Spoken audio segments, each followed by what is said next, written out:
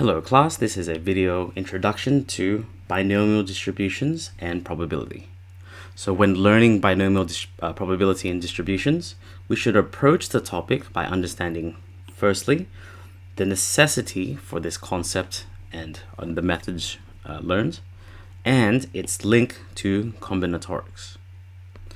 So let's understand both its necessity and eventually its link to combinatorics by looking at this example. So we're going to be constructing probability trees and probability tables representing how many threes we get after rolling a regular die once, twice, 3 times, 4 times, and 5 times. So we've seen this very basic idea before. From one die, the probability of getting a 3 is going to be 1 in 6. The probability of not 3 is going to be 5 in 6. So if x is the number of threes, to get 0 threes, the probability is 5/6. And to get exactly 1 3 is going to be 1/6. Oops. Okay, that's plain and simple enough. But now let's move on to 2 dice. So once again, the probability, well, the result can either be 3 or not 3, 3, whoops, or not 3, and so on. Now, the probability of getting 3 and then 3 again, that's going to be 1/6 times 1/6, which we're going to write as 1/6 squared. For 3 and then not 3, you can say that the probability is 1/6 times 5/6, which I'm going to write exactly as that, 1/6 times 5/6. Not 3 and then 3. It's going to be 5/6 first times 1/6, but I'm going to write that so that it's similar to the one before, because it's multiplication, we can switch these around. So the order of this won't matter. But it's important that I show you that these two are actually the same.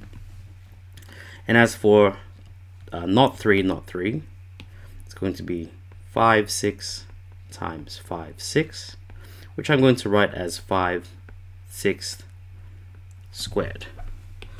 Now let's summarize this into our table.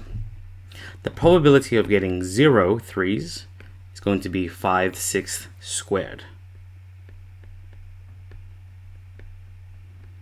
The probability of getting exactly 1, that's either this result or it's this result.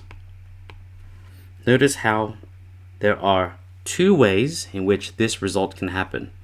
Either it's the not 3 first and then 3, or 3 first and then not 3. But either way, the result is the same. So to get exactly 1 3, it's going to be 2 times 1/6 times 5/6. And for 2 threes, it's going to be 1/6 squared. I'm sure you can see that from just 2 dice, it already takes quite a bit of time to calculate the probability table for this. And I'm sure you can see that if we were to do this for 3 dice, 4, or 5 dice, the problem or the tree and the table gets much larger.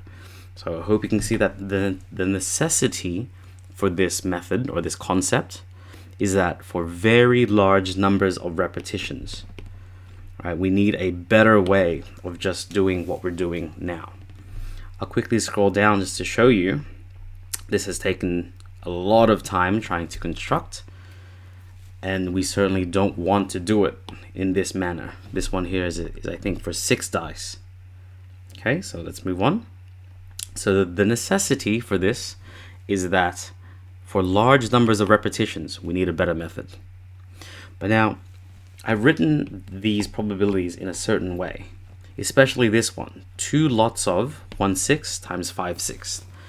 Now, if we continue in this manner and state that this can happen once, and this one can also happen once, I hope you can see that there's a link to combinatorics. I hope you can see there's some sort of pattern forming with the coefficients of these. Okay, so we're going to emphasize this further by connecting it with combinatorics by letting A be the probability of 1/6 and B is the probability of 5/6.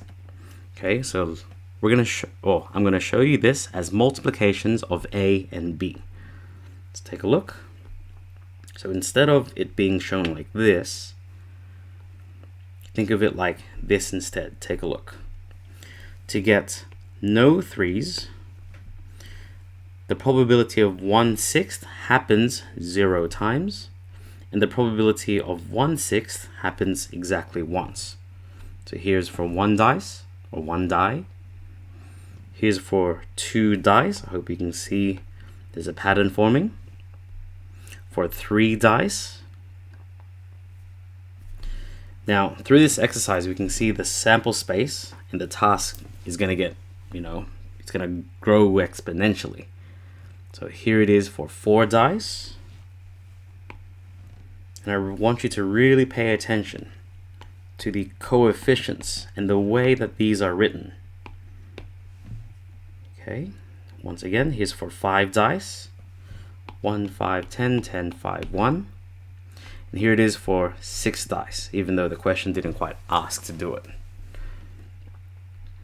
Now, if you haven't yet seen the link to combinatorics, by calculating the sum of each probability distribution, we can see that the probabilities actually form a binomial expansion.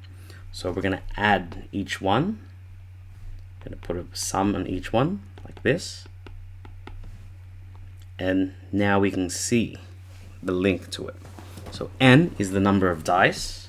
1, 2, 3, 4, 5, 6. And for all of them, it's actually the sum a plus b. And if you take a look, they are actually all part of a binomial expansion. See, 1, 1, 1, 2, 1, 1, 3, 3, 1, and so on. 1, 4, 6, 4, 1, and so on. And notice how the patterns of the powers 0, 2, 1, 1, 2, 0. Let's skip down to this one here. 1, 0, 5, 1, 4, 2, 3, 3, 2, 4, 1, and 5, 0. Hope you can recall that these are actually all binomial expansions. So by understanding this connection, we can better learn binomial probability. So I hope that introduces you to the topic, and I hope to see you in the next video, and I'll see you then.